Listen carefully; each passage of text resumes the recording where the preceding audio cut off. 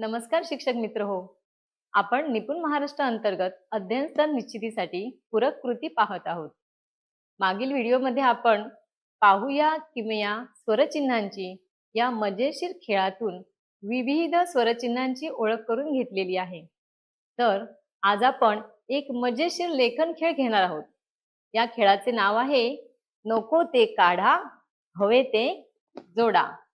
मित्र हो, विद्यार्थी जेव्हा एखादा शब्द किंवा वाक्य लिहितो तेव्हा अनेकदा स्वरचिन्हे चुकीची लावली जातात.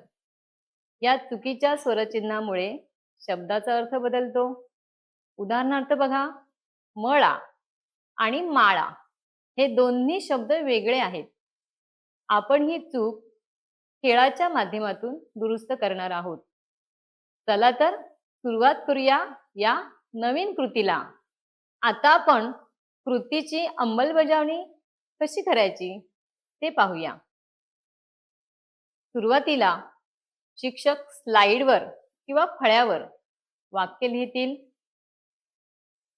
त्यात 1 ते 2 शब्द मुद्दाम चुकीची स्वरचिन्हे लावलेले असतील.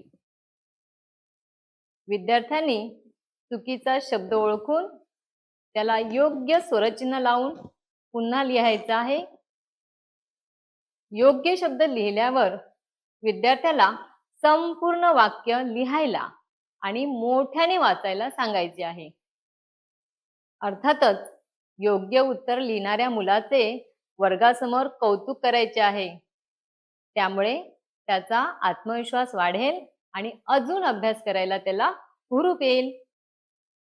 नको ते काढा, हवे ते जोडा ही कृती आपण वर्गात कार्डशीटवर वाक्यपट्ट्या बनवून घेऊ शकतो. इथे आपण काही उदाहरणं पाहूया. आपण कार्डशीटच्या पट्ट्या काढायच्या, त्यावर वाक्य लिहायची. मुद्दामहून आपण एखादा शब्द चुकीचा लिहायचा ज्याला चुकीचं स्वरचिन्ह असेल किंवा स्वरचिन्ह लावलेलं नसेल. विद्यार्थी वाक्य वाचेल, चुकीचा शब्द ओळखेल, त्यामध्ये चुकीच्या शब्दाला तो योग्य शब्द तिथे ठेवणार आहे. या वाक्यामध्ये बघा, राम शाळात गेला.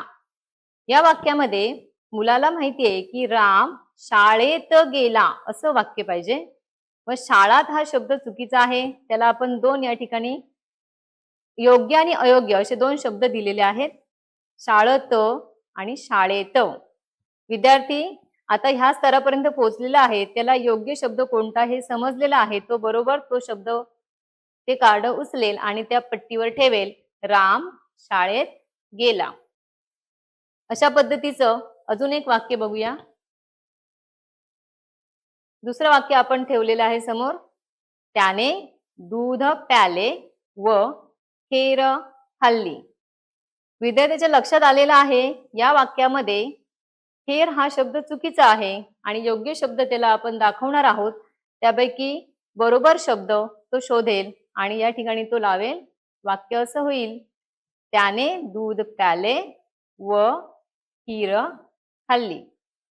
अशा पद्धतीने आपण अनेक वाक्य त्याच्यासाठी घेऊ शकतो. उदाहरणासाठी अजून एक वाक्य पाहूया. वाक्य आहे, बागेत फुला उमलले, मधमाशी फुला भिवती फिरत होती. थोडीशी काठिण्य पातळी वाढवलेली आहे. आपण 2 वाक्य एकत्र घेतलेली आहेत. मुलाच्या लक्षात येत आहे की बागेत फुला उमलले असं वाक्य नसावं, त्याच्याऐवजी बागेत फूल हा शब्द पाहिजे. या ठिकाणी जे स्वरचिन्ह आहे आ लावलेला आहे तो काढायचा आहे. विद्यार्थी लिहिल वाक्य किंवा इथे ठेवेल, बागेत फूल उमलले. पुढे वाचताना मधमाशी फुला भिवती फिरत होती. मग भिवती हा शब्द चुकीचा आहे, लक्षात येते.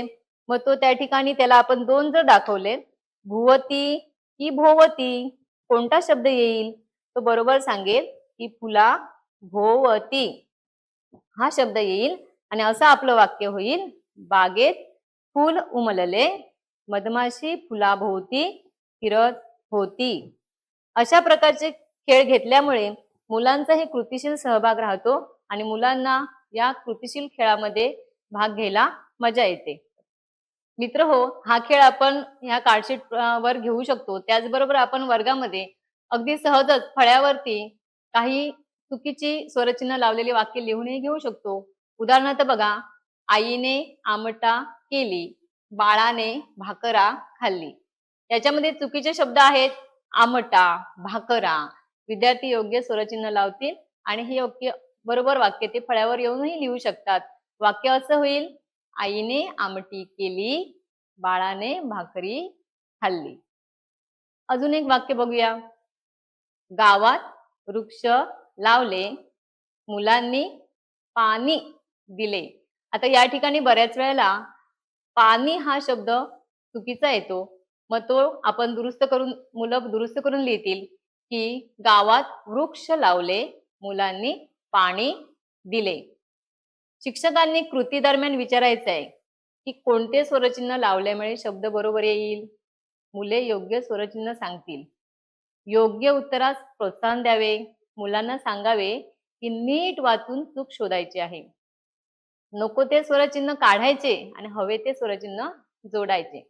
मित्रहो, शेवटी लिहिलेले वाक्य व उतारा मोठ्याने वाचायला सांगावा. सर्व मुलांना त्याच्या पाठोपाठ म्हणायला सांगावे. त्यामुळे विद्यार्थ्यांचा कृतीशील सहभाग तर मिळेलच आणि त्याचे अवधान टिकून राहील.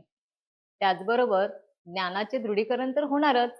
तर शिक्षक मित्रांनो, आपण आज जी कृती केली तिचे नाव होते नको ते काढा, हवे ते जोडा.